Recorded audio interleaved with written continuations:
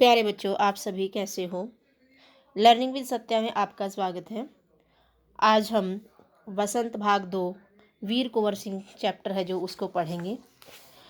वीर कुंवर सिंह पाठ में सन 1857 के स्वतंत्रता संग्राम के कुशल और वीर योद्धा कुंवर सिंह की वीरता का और साहस का परिचय दिया गया है।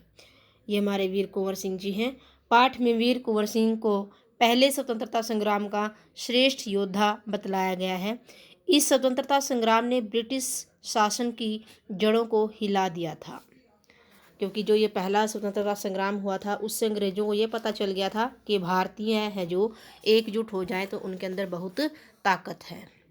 तो आगे हम पाठ को पढ़ते हैं।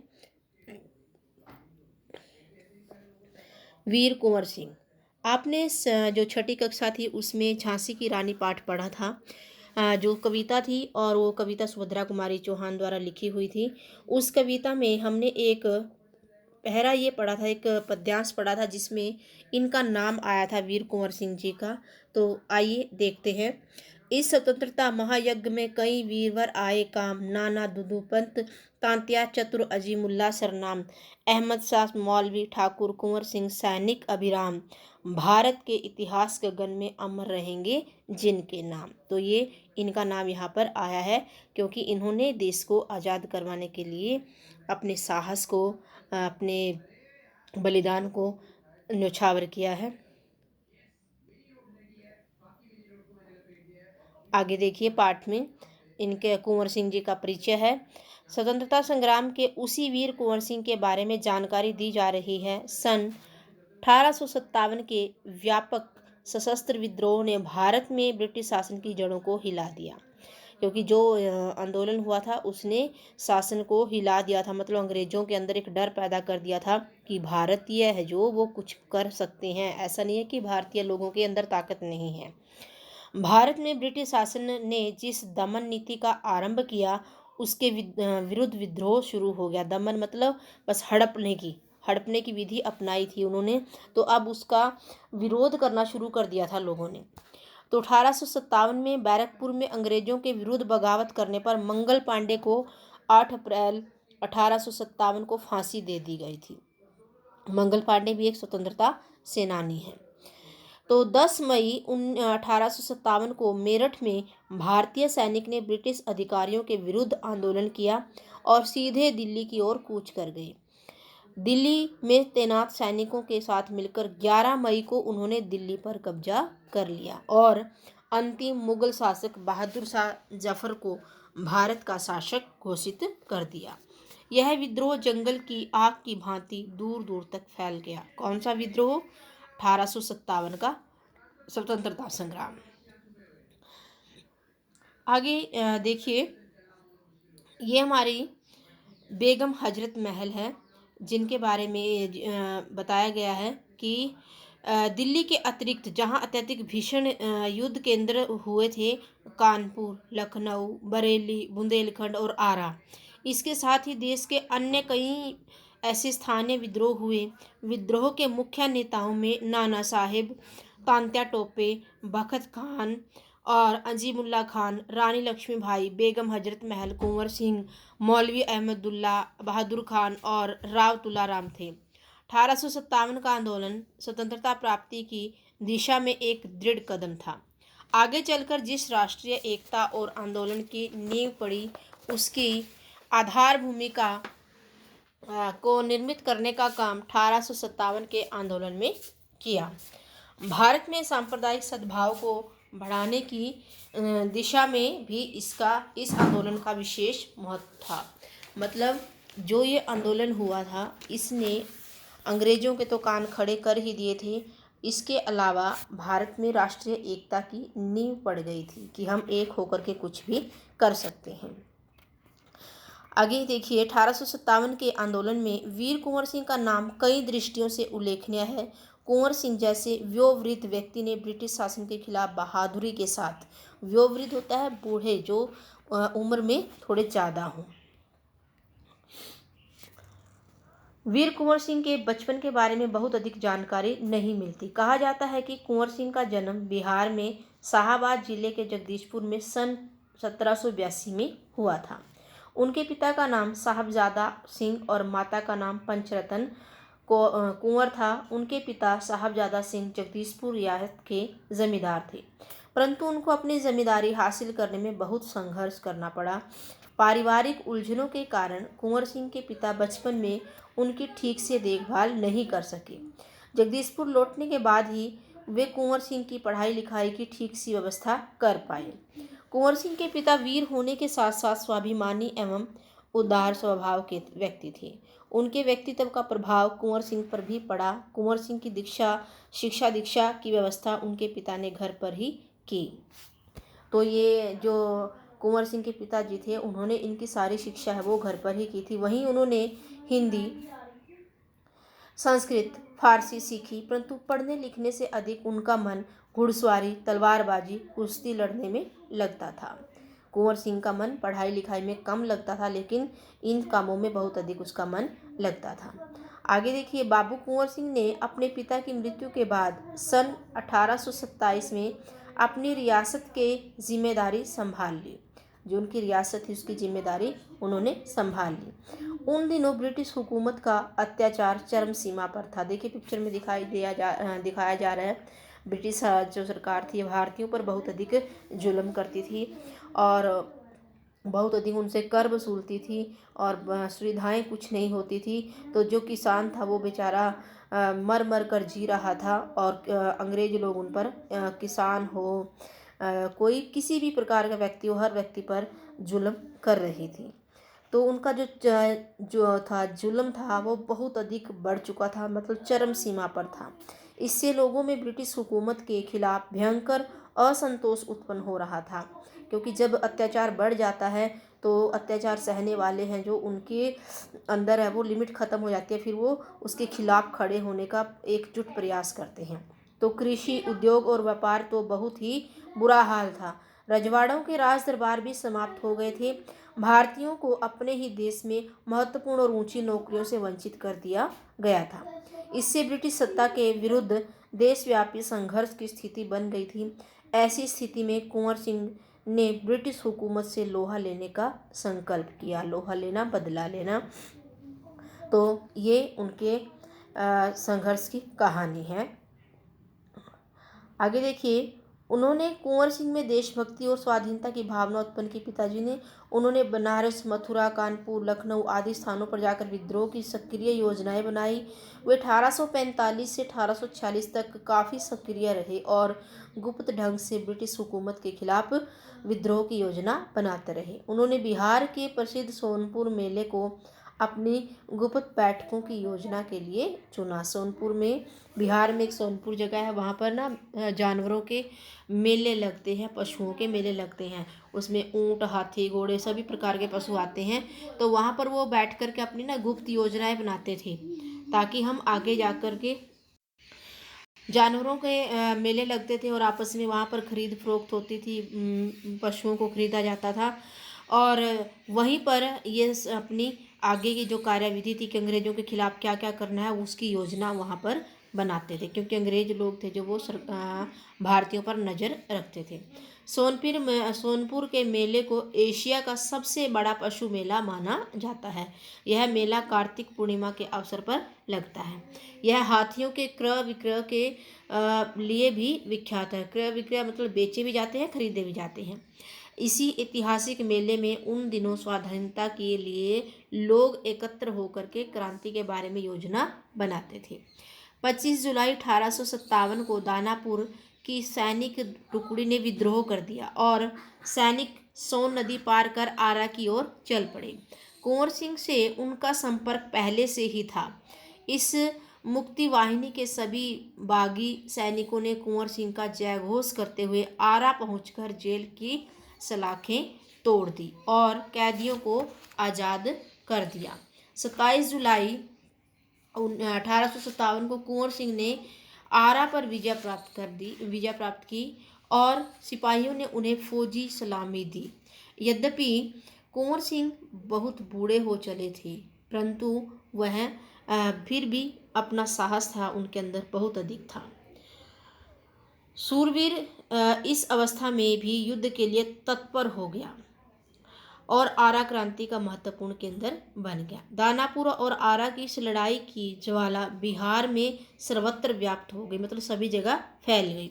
लेकिन देशी सैनिकों ने अनुशासन की कमी, स्थानीय जमींदारों का अंग्रेजों के साथ सहयोग करना एवं आधुनिकतम शास्त्रों की कमी के कारण जगदीशपुर का पतन रोका न जा सका। मतलब वो जो ये थे जगदीशपुर था, उसका जो पतन था, मतलब वो अवनति की ओर जा रहा था, वो नहीं रोक पाए। 13 अगस्त को जगदीशपुर में कुंवर सिंह की सेना अंग्रेजों से परास्त हो गई, अंग्रेजों से हार गई। किंतु इसमें वीरवर कुंवर सिंह का आत्मबल टूटा नहीं और वे भावी संग्राम की योजना बनाने में तत्पर हो गए। वे क्रांति के अन्य संचालक नेताओं से मिलकर इस आज़ादी की लड़ाई की ओर को और आगे बढ़ाना चाहते थे। कुंवर सिंह सासाराम से मिर्जापुर होते हुए रीवा, कालपी, कानपुर एवं लखनऊ तक गए। लखनऊ में शांति नहीं थी, इसलिए बाबू कुंवर सिंह ने आजमगढ़ की ओर प्रस्थान किया। उन्होंने आज़ादी की इस आग को बराबर जलाए रखा, मतलब आज़ादी लेनी है, हार गए तो कोई बात नहीं, लेकिन हमें आज़ादी लेनी है।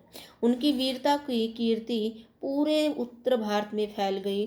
कुंवर सिंह की इस विजय यात्रा से अंग्रेजों के होश उड़ गए। कई स्थानों के सैनिक एवं राजा कुंवर सिंह की अधीनता में लड़े। उनकी यह आज़ादी की यात्रा आगे बढ़ती रही, लोग शामिल होते गए और उनकी अगुवाई में लड़ते रहे। मतलब कुंवर सिंह लीडर बने रहे और लोग उनके साथ खड़े रहे और देश को आज़ाद करवाने के लिए सभी एकजुट हो गए।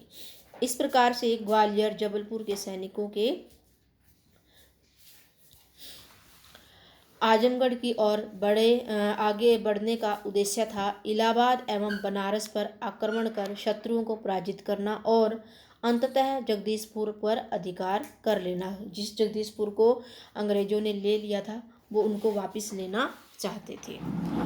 अंग्रेजों और कुंवर सिंह की सेना के बीच घमासान युद्ध हुआ। उन्होंने 22 मार्च 1858 को आजमगढ़ पर कब्जा कर लिया। अंग्रेजों ने दोबारा आजमगढ़ पर आक्रमण किया। कुंवर सिंह ने एक बार फिर आजमगढ़ में अंग्रेजों को हरा दिया कुंवर सिंह जी ने। इस प्रकार अंग्रेजों की सेना को परास्त किया, हरा दिया और वीर कुंवर सिंह 23 अप्रैल 1858 को स्वाधीनता की विजय पताका फहराते हुए जगदीशपुर पहुंच गए। किंतु इस बूढ़े शेर को बहुत अधिक दिनों तक इस विजय का आनंद लेने का सौभाग्य न मिला।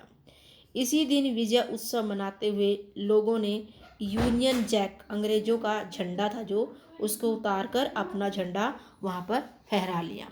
इसके 3 दिन बाद ही 26 अप्रैल 1858 को यह वीर है जो इस संसार से विदा होकर अपनी अमर कहानी छोड़ गए। तो इस प्रकार से उनकी मृत्यु हो गई। आगे उनके बारे में जानते हैं। स्वाधीनता सेनानी कुंवर सिंह युद्ध कला में पूरी तरह कुशल थे। छापामार युद्ध करने में उन्हें महारत हासिल थी, मतलब वो पूरे एक्सपर्ट थे छापामार युद्ध करने में।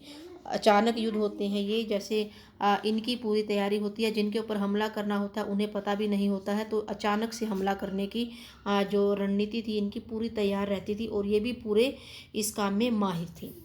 कुंवर सिंह के रण कौशल को अंग्रेजी सेनानायक समझने में पूर्णतः असमर्थ थे। दुश्मन को उनके सामने से या तो भागना पड़ता था या फिर मर ही जाना पड़ता था।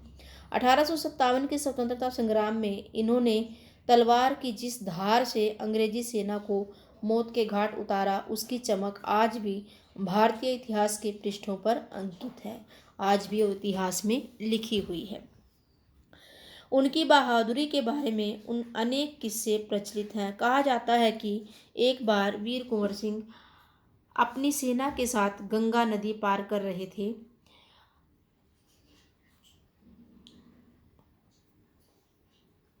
और इतने में ही अंग्रेजी सेना उनका निरंतर पीछा करती हुई आ रही थी, पर कुंवर सिंह जी कम चतुर नहीं थे। उन्होंने अफवाह फैला दी कि अपनी सेना है वो बलिया के पास हाथियों पर चढ़कर पार कराएंगे। नदी को पार करना था तो उन्होंने अफवाह फैला दी कि हम हाथियों पर चढ़कर नदी को पार कर लेंगे। फिर क्या था, अंग्रेज सेनापति डगलस बहुत बड़ी सेना लेकर बलिया के निकट गंगा तट पर पहुंचा और कुंवर सिंह की प्रतीक्षा करने लगा। कुंवर सिंह ने बलिया से 7 मील दूर शिवराजपुर नामक स्थान पर अपनी सेना को नावों से गंगा पार करा दिया। जब डगलस को इस घटना की सूचना मिली तो वह भागते हुए शिवराजपुर पहुंचा, पर कुंवर सिंह की तो पूरी सेना गंगा पार कर चुकी थी। एक अंतिम नाव रह गई थी और कुंवर सिंह उसी पर सवार थे। अंग्रेज सेनापति डगलस को अच्छा मौका मिल गया, उसने गोलियां बरसानी आरंभ कर दी। तब कुंवर सिंह के बाएं हाथ की कलाई को भेदती हुई एक गोली निकल गई, मतलब उनका बायां हाथ था जो उसमें गोली लग गई। कुंवर सिंह को लगा कि अब हाथ तो बेकार हो ही गया और गोली का जहर भी फैलेगा। उसी क्षण उन्होंने गंगा मैया की ओर भावपूर्ण नेत्रों से देखा और अपने बाएं हाथ को काट कर गंगा मैया को अर्पित कर दिया। कुंवर सिंह ने अपने ओजस्वी स्वर में कहा, हे गंगा मैया, अपने प्यारे की यह अकिंचन भेंट स्वीकार करें। तो इस घटना से एक ऐसा पता चलता है कि वो कितने साहसी थे, क्योंकि उनको पता था कि अगर मेरा हाथ है इसमें गोली रहेगी तो यह मेरे पूरे शरीर को नुकसान पहुंचा सकती है। इसीलिए उन्होंने अपने हाथ को ही काट करके गंगा मैया को भेंट चढ़ा दिया। तो ये इतने साहसी और निडर थे। वीर कुंवर सिंह ने ब्रिटिश हुकूमत के साथ लोहा तो लिया ही, उन्होंने अनेक सामाजिक कार्य भी किए। आरा जिला स्कूल के लिए ज़मीन दान में दी, जिस पर स्कूल के भवन का निर्माण किया गया। कहा जाता है कि उनकी आर्थिक स्थिति बहुत अच्छी नहीं थी, फिर भी वे निर्धन व्यक्तियों की सहायता करते थे। उन्होंने अपने इलाके में अनेक सुविधाएं प्रदान की थी। उनमें से एक है आरा जगदीशपुर सड़क और आरा बलिया सड़क का निर्माण। उस समय जल की पूर्ति के लिए लोग कुएं खुदवाते थे, तालाब बनवाते थे। वीर कुंवर सिंह ने अनेक कुएं खुदवाए और जलाशय बनवाए ताकि लोगों को पानी की कमी है महसूस न हो। आगे देखिए, कुंवर सिंह उदार एवं अत्यंत संवेदनशील व्यक्ति थे। इब्राहिम खां और किफ़ायत हुसैन उनकी सेना में उच्च पदों पर आसीन थे। उनके यहाँ हिंदुओं और मुसलमानों के सभी त्यौहार एक साथ मिलकर मनाए जाते थे। उन्होंने पाठशालाएं और मकतब भी बनवाए। बाबू कुंवर सिंह की लोकप्रियता इतनी थी कि बिहार की कई लोक भाषाओं में उनकी प्रशस्ति के लोकगीतों के रूप में आज भी गाई जाती है। बिहार के प्रसिद्ध कवि मनोरंजन प्रसाद सिंह ने उनकी वीरता और शौर्य का वर्णन करते हुए लिखा है। तो इन्होंने क्या कहा है कि प्रशस्ति लोकगीत, मतलब प्रशंसा करने के लिए जो लोकगीत गाए जाते हैं उनको कहते हैं प्रशस्ति लोकगीत। चला गया यूं कुंवर अमरपुर साहस से अब अरिदल जीत, उसका चित्र देखकर अब भी दुश्मन होते हैं भयभीत। वीर प्रसवनी भूमि धन्य है वह, धन्य वीर वह धन्यातीत। गाते थे और गावेंगे हम हरदम उसकी जय का गीत। स्वतंत्रता का सैनिक था, आज़ादी का दीवाना था। सब कहते हैं कुंवर सिंह भी बड़ा वीर मर्दाना था, बड़ा वीर मर्दाना था। तो यही कुंवर सिंह जी का चित्र है और आज भी इनके लिए लोकगीत हैं जो वो गाए जाते हैं और उन लोकगीतों में इनकी वीरता की प्रशंसा की जाती है। आगे इसमें हमारे कुछ कठिन शब्दार्थ हैं। स्वतंत्रता महायज्ञ, स्वतंत्रता का महान यज्ञ। वीरवर श्रेष्ठ वीर। अभिराम सुंदर। गगन आकाश। अमर जो कभी न मरे। सशस्त्र शस्त्र सहित। कूच कर गए चल दिए। विस्तृत भूभाग बहुत बड़ा पृथ्वी का हिस्सा। भीषण भयंकर। व्योवृद्ध आयु से बूढ़े। संघर्ष करना पड़ा, मेहनत करनी पड़ी। उदार दयालु स्वाभिमानी जिसको अपने ऊपर अभिमान हो। ब्रिटिश हुकूमत अंग्रेजी सरकार। चरम सीमा अंतिम सीमा। असंतोष संतोष न होना, सेटिस्फाई न होना। रजवाड़े छोटी छोटी रियासत। वंचित कर दिया, दूर कर दिया। देशव्यापी देश में फैली। स्वाधीनता स्वतंत्रता। गुप्त ढंग छिपा रूप। क्रय विक्रय, खरीदना बेचना। 71 इकट्ठा, विख्यात प्रसिद्ध, जयघोष, जय का नारा। किसी व्यक्ति की जब ज हो जाती है मतलब वो जय का नारा। मुक्ति वाहिनी, मुक्ति रूपी नाव।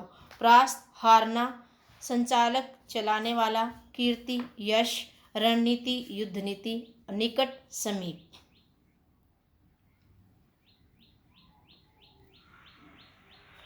अगली वीडियो ये में हमारी प्रश्न उत्तर और भाषा की बात के साथ मिलेंगे। धन्यवाद। स्वस्थ रहें, मस्त रहें। अगर वीडियो पसंद आए तो लाइक शेयर कमेंट जरूर करें, और कोई समस्या हो तो एक बार कमेंट करके ज़रूर पूछें।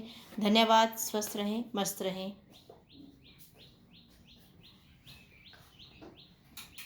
बस होगी। मनी पड़ेगा।